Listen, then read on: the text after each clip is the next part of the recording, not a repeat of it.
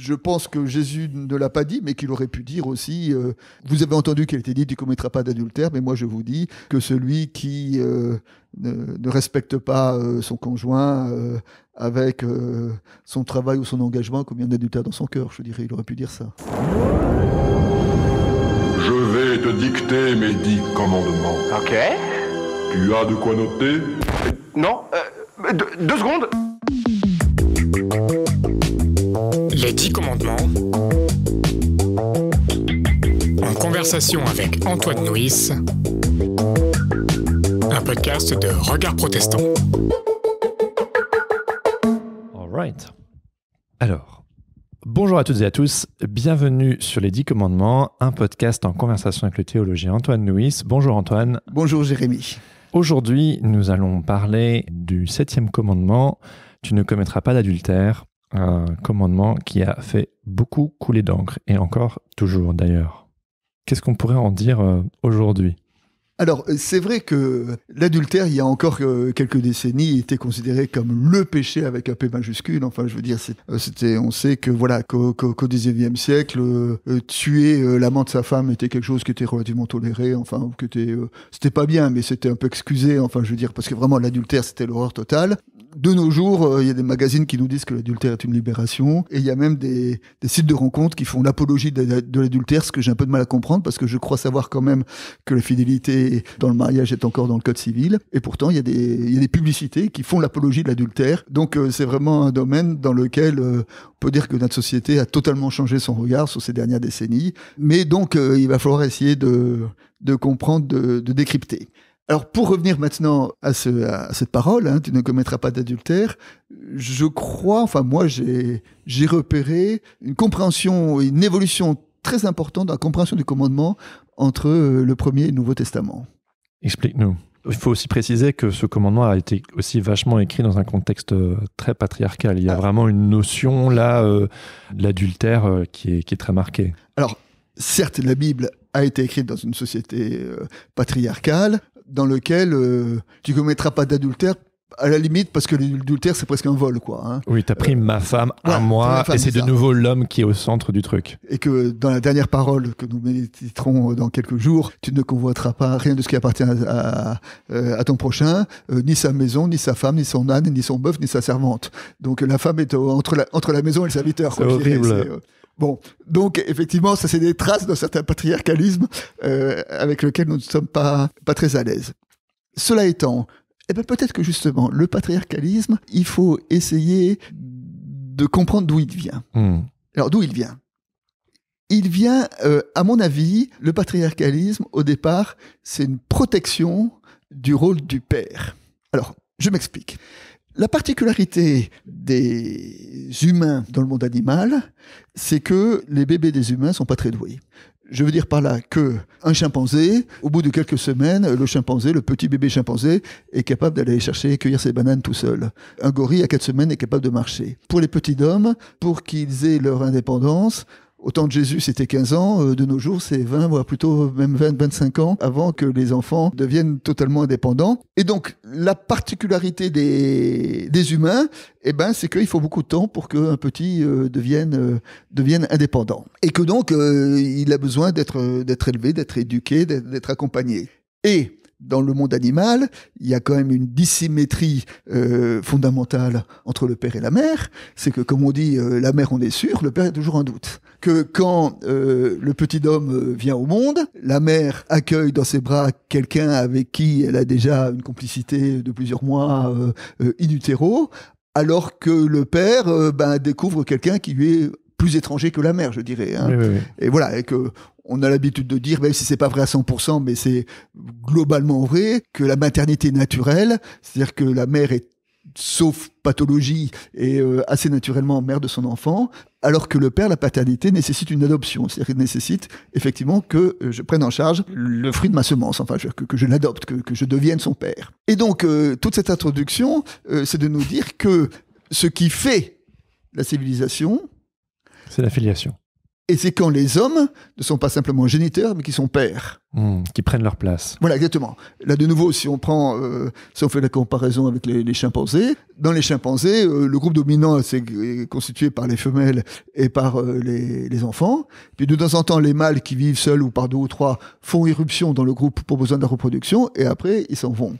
Et les hommes sont géniteurs, mais ils sont pas pères, en tout cas, ils ne connaissent pas le fruit de leur semence. Et que le propre de l'humain, parce que l'humain, il y a besoin de temps pour que le petit devienne indépendant, eh ben, il faut que l'homme ne soit pas simplement géniteur, mais soit père. Et c'est ce qu'a fait dire d'ailleurs au philosophe ethnologue Edgar Morin, qui disait, contrairement à ce que disait Freud disait que le commencement de la civilisation, c'est le meurtre du père. Edgar Morin disait non, pas du tout. Le commencement de la civilisation, c'est la naissance du père. C'est quand l'homme devient père. Mais, pour qu'on demande à l'homme d'être père, il faut qu'il soit là. Il a besoin de se rassurer. Il a besoin d'être sûr que c'est lui le père et que c'est pas et que l'enfant qu'attend sa femme n'est pas l'enfant du voisin ou du facteur, comme on dit aujourd'hui. Hein. Et que donc une des raisons de l'enfermement des femmes, c'est pour rassurer les hommes en disant c'est bien toi qui es le père de tes enfants. Quand tu dis l'enfermement des femmes, tu veux dire quoi ? Le patriarcalisme, c'est les femmes restent à la maison, ne sortent pas, ne rencontrent pas d'hommes si elles ne sont pas accompagnées par leur mari. Enfin, oui. Toutes les mesures. Mais c'est pour sécuriser le père. Et c'est pour sécuriser les pères. Et c'est pour exiger que l'homme soit père. On est de nouveau dans un modèle du coup où on enferme la femme et où il faut sécuriser les pauvres hommes qui sont insécures. Eh ben alors, là je fais pas de la morale, je fais de l'ethnologie bien sûr. ou de l'anthropologie. Hein. Ouais.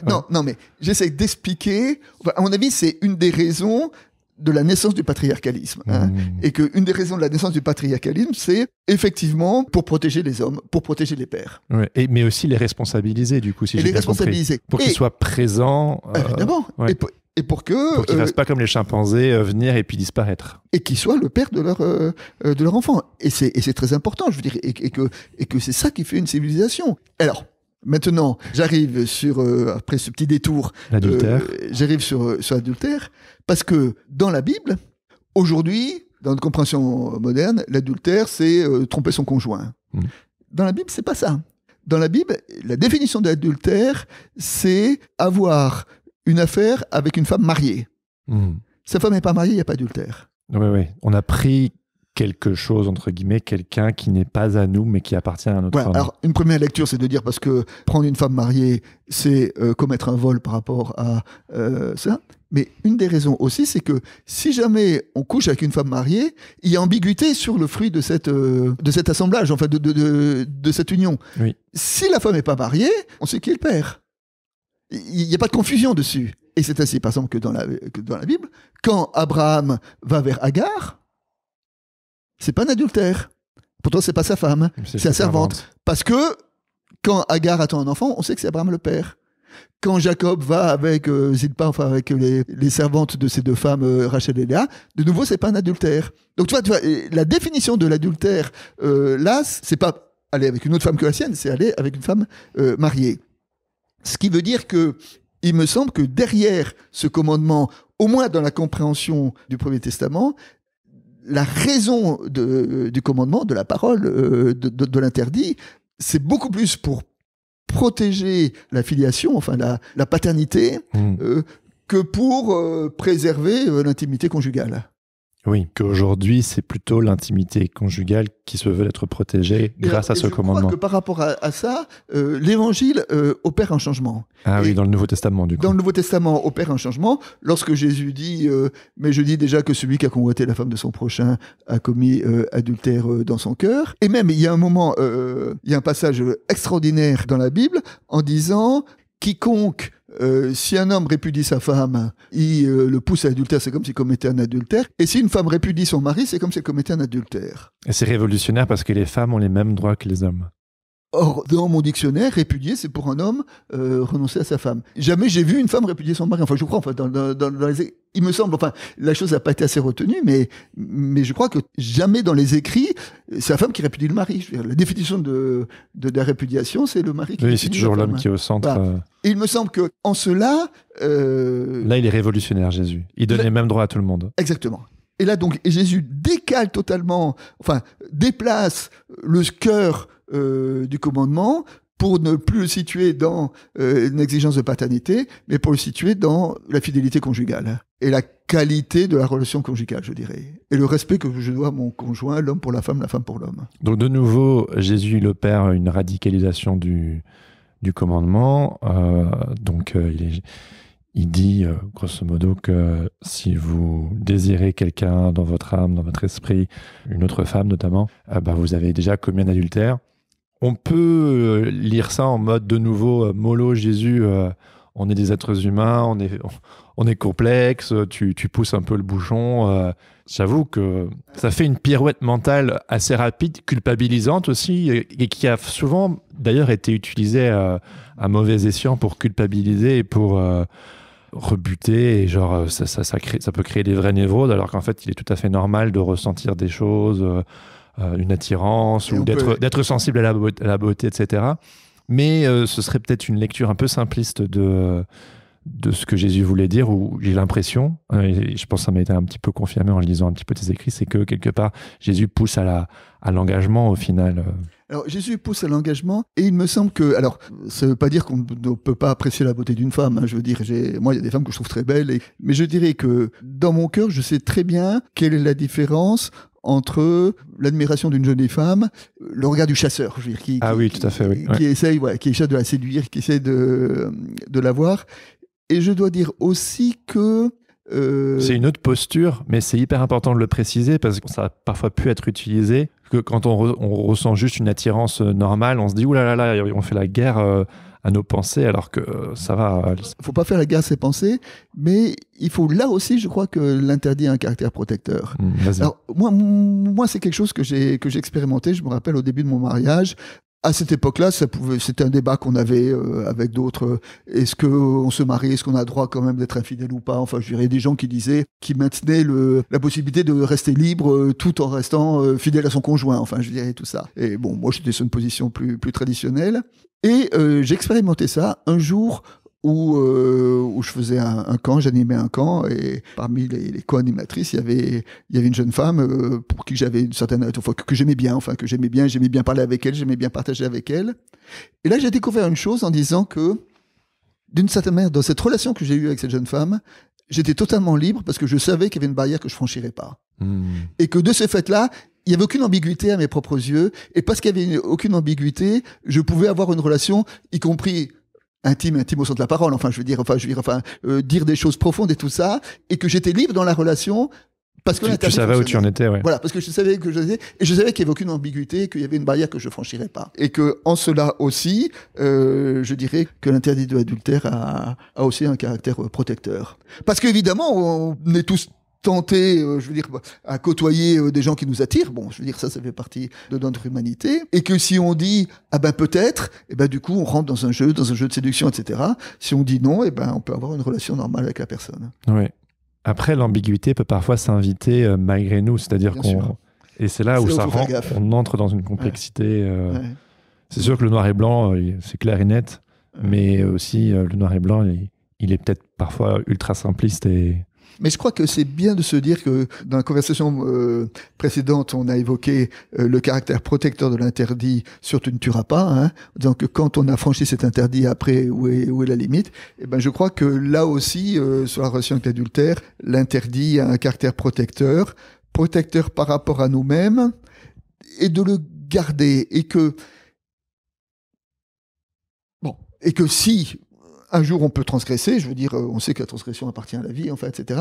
En tout cas, de pas tricher avec l'interdit. Je veux dire pas là que il y a un commandement. J'aime bien cette pensée, ce raisonnement qui dit quand on fait quelque chose de mal, qu'on sait mal, on le fait une fois, on se sent coupable, on se sent culpabilisé. On le fait une deuxième fois, on commence à se chercher des excuses. Et on le fait une troisième fois, on en vient à dire que ce qu'on a fait, c'était pas mal et que le mal est un bien. C'est-à-dire que trop souvent, on a tendance à ajuster notre pensée à notre comportement. Et je crois que par rapport à ça, le caractère de l'interdit un peu intangible, etc., c'est de dire, s'il peut m'arriver, et Dieu merci, ça n'est pas arrivé, de transgresser cet interdit-là, au moins que je reste lucide sur le fait que j'ai commis une faute. Dans une société qui fait l'apologie de l'adultère, hein, en disant que l'adultère, ça fait du bien à ton couple, même des fois on dit. Ce que tu disais aussi dans ton livre, c'est le fait que cet interdit nous invite aussi à l'engagement sur la durée, et c'est une véritable sécurité affective. Voilà, je te vois, t'es prêt à bondir, vas-y. Non, oui, alors bien sûr. Alors c'est, d'une part, effectivement, la fidélité est une sécurité affective. Je veux dire, se dire que j'ai le droit d'aller pas bien, j'ai le droit d'être pas très performant, j'ai le droit tout ça. Je sais que ça ne remet pas en cause ma conjugalité ou l'amour que je porte à mon conjoint ou que le conjoint me porte, hein. Et puis, je dirais que j'étais assez marqué par un passage de Houellebecq. Houellebecq a écrit un livre qui s'appelle « L'extension du domaine de la lutte ». Et l'extension du domaine de la lutte, c'était de dire comment les relations, la lutte économique, la lutte s'étendaient, et y compris s'étendaient aux relations intimes. Et il disait, dans une société où le marché de la séduction est open, est ouvert, et que tout est possible pour tout le monde, et ben dans ces cas-là, c'est les riches. Alors les riches, c'est les beaux, les séduisants, les riches, etc., qui ont toutes les femmes qu'ils veulent. Et puis, pour les pauvres, il reste plus de femmes, et ils sont tout seuls. Ils sont tout seuls à se faire du bien tout seuls dans leur lit, dans la solitude, parce qu'ils n'ont pas le choix, je dirais. Et il disait, la tradition entre un homme, une femme, ça permettait, comme il y a autant d'hommes que de femmes, que chaque homme avait sa femme, que chaque femme avait son homme, et quelque part, c'est aussi une protection des petits dans la séduction, des petits dans le... Oui. Voilà. Et que de dire que c'est vrai que notre société, au sein de laquelle la séduction devient un grand marché, et devient un marché dans lequel le libéralisme joue à plein, et dans ces cas-là, c'est le plus riche qu'on tout, et il reste les miettes aux pauvres. Et que du coup, l'engagement, l'interdit de l'adultère, permet de protéger sur la durabilité, de vivre ensemble les saisons de la vie, quoi. De vivre ensemble les saisons de la vie. Et puis, alors oui, avec ça. Bon, ça paraît un peu neuneux dit comme ça, mais... Alors, je dirais aussi, ça permet aussi de changer notre regard. C'est aussi un peu bateau ce que je vais dire, mais notre regard sur l'amour. Et en disant que, habituellement, la compréhension, c'est j'aime ce qui me fait du bien, j'aime ce qui me fait plaisir. Alors, c'est au début de la rencontre d'un homme et d'une femme. Honnêtement, quand un homme est follement amoureux d'une femme, pourquoi est-ce qu'il est amoureux de cette femme? Il est amoureux de cette femme parce que quand il est avec cette femme, ça lui fait du bien, parce que ça le valorise, parce qu'il y reçoit de l'affection, mais la seule personne qu'il aime, c'est lui-même. Je veux dire, il aime cette femme parce que cette femme lui fait du bien. Il n'aime pas pour elle, il aime pour lui, parce que ça lui fait du bien. Et au début, dans les jeux de séduction, effectivement, on séduit ceux vis-à-vis desquels on est attiré. Donc, quelque part, on se contente soi-même. Et puis, on sait bien que la passion amoureuse n'a qu'un temps, hein, je veux dire, et que après, comment cette passion se convertit en amour, et que l'amour, c'est de dire pas simplement être avec toi parce que ça me procure du bien, mais être avec toi parce que tu es digne d'être aimé, parce que je veux te faire grandir, parce que je veux travailler pour te faire du bien. C'est un engagement à l'autre. C'est un engagement à l'autre, c'est un don qu'on fait à l'autre, en sachant qu'il y a une promesse qui nous est faite, c'est que si on fait ça, en retour, le désir nous sera donné, mais le désir nous est donné si jamais on ne cherche pas. Enfin, si jamais on ne met pas en premier, quoi. Si jamais ce qu'on met en premier, c'est d'abord le désir de l'autre, hein. C'est ça un peu la magie du couple. Et donc, c'est de dire que la relation qui me lie à l'autre n'est pas une relation qui repose d'abord sur le désir, mais d'abord sur l'engagement, en sachant qu'après, par effet retour, l'engagement me donne la grâce du désir. Attends, mais du coup, moi, ça me pose une autre question, qui est, qu'en est-il quand on se... Parce que moi, ça résonne avec notamment le sujet du divorce et le fait de, quelle que soit la situation, de rester, tu vois, de s'engager avec la personne malgré les saisons difficiles, les périodes compliquées. Et c'est vrai que c'est une belle chose, c'est courageux et tout. Alors je sais que le commandement n'adresse pas directement la question du divorce, et tu me vois arriver, mais qu'en est-il quand on se retrouve dans une situation de couple abusive et où justement cette durabilité, ce respect mutuel, etc. n'est pas présent, et qu'on te rabâche systématiquement, il faut rester engagé, et là, on est dans quelque chose de destructeur. Alors, il me semble que ce qui est important, c'est Le mariage est une liberté, et pour qu'il soit une liberté, il faut qu'il puisse être défait. Sinon, c'est pas une liberté, c'est une prison. Hein, je dirais. Et quelque part, la possibilité du divorce est aussi le garant de la sincérité de mon amour ou de la voilà. Et je ne reste pas avec toi parce que je suis obligé. Je reste avec toi parce que je veux t'aimer. Parce que je t'aime, mais parce que je veux t'aimer. Enfin, je veux faire. Alors, le divorce, c'est et d'ailleurs Jésus évoque la répudiation, hein, et il dit donc il évoque la possibilité du divorce, quoi qu'on en dise, et que la possibilité du divorce, pourquoi ? Parce que nous sommes dans une société dans laquelle nous savons que les échecs existent et que les échecs de l'amour existent aussi, et que parfois effectivement il y a des relations qui deviennent toxiques au point que peut-être parfois une séparation est une mauvaise solution, mais peut-être la moins mauvaise que d'autres, et que donc il faut accueillir aussi la possibilité de l'échec. Mais c'est hyper fort ce que tu dis, parce que le nombre d'histoires que j'ai entendues de couples chrétiens justement qui se disaient que de toute façon le divorce ça leur arriverait pas parce que c'était, on peut le mettre dans la case des interdits, ou une certaine compréhension qui fait que, on va dire que les chrétiens n'ont pas le droit de divorcer, et qu'il y avait une forme de désengagement qui s'était enclenché dans le couple, peut-être malgré eux, hein, et que quand leur femme, leur conjointe, ou inversement d'ailleurs, les ont quittés, ils étaient pris de court parce qu'ils se sont dit, mais en fait c'est pas possible que ça m'arrive à moi parce que je suis dans un couple chrétien et il y a des commandements et il y a des interdits. Ouais, ce que tu disais, au final, le divorce, c'est un rappel qu'il faut rester engagé, quoi. Absolument. Et c'est vrai que des couples chrétiens qui divorcent, c'est toujours une déchirure, et que c'est toujours un échec, et que c'est toujours une tristesse, et qu'il faut le considérer comme tel. Cela étant, moi aujourd'hui j'ai 68 ans, donc j'ai quelques années derrière moi, d'église, de groupes de jeunes, de groupes de ça, et de dire que autour de moi, je suis quand même marqué comme finalement il n'y a pas tant de divorces que ça. Et quand je vois un peu le groupe de personnes engagées avec lequel j'étais lié quand j'avais 20-25 ans, il y en a très peu qui ont divorcé. Je crois quand même que cette idée de considérer son prochain quand la personne a aimer dans le sens de qu'est-ce que je fais pour elle, qu'est-ce que je fais, pour la personne, pour lui faire du bien, ça fonctionne encore. Et c'est un peu anecdotique, mais il y a aussi le fait qu'on peut aussi tromper avec autre chose. Alors là, je dirais que Jésus a dit celui qui convoite une femme a déjà commis adultère dans son cœur. Alors c'est vrai aussi que être fidèle, c'est pas simplement ne pas tromper.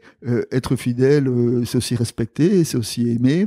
Et on sait qu'il y a des situations de couple dans lesquelles ils sont fidèles formellement, je veux dire. Mais dans lequel ils sont pas fidèles à leur amour, et qu'il y a, oui, aussi d'autres façons de tromper sa femme avec son travail, de tromper sa femme avec des activités, même parfois de tromper sa femme avec l'église, je veux dire, ça arrive, enfin sa femme ou son conjoint, hein. Oui, ou son mari, ou son conjoint. Son mari, hein, et que je pense que Jésus ne l'a pas dit, mais qu'il aurait pu dire aussi tu ne commettras pas d'adultère, mais moi vous avez entendu qu'il était dit tu ne commettras pas d'adultère, mais moi je vous dis que celui qui ne respecte pas son conjoint avec son travail ou son engagement commet un adultère dans son cœur. Je dirais, il aurait pu dire ça. Oui, c'est vrai, ça ressemble un peu au style de Jésus. Super, merci beaucoup Antoine, merci pour ton temps. Merci à tous et à toutes d'avoir écouté jusque-là. On vous donne rendez-vous dans le prochain épisode pour explorer ensemble le 8e commandement. Tu ne voleras pas. Tu ne voleras pas. Je commence à perdre le fil. Tu ne commettras pas de vol. Ça veut pas dire qu'on n'a pas le droit de s'envoler, mais c'est. Oui. Faut pas voler son prochain. Voilà. Merci beaucoup Antoine et à bientôt. Les 10 commandements. En conversation avec Antoine Nuis, réalisé et présenté par Jérémy Kleiss. Un podcast de Regard Protestant en partenariat avec Fréquence Protestante.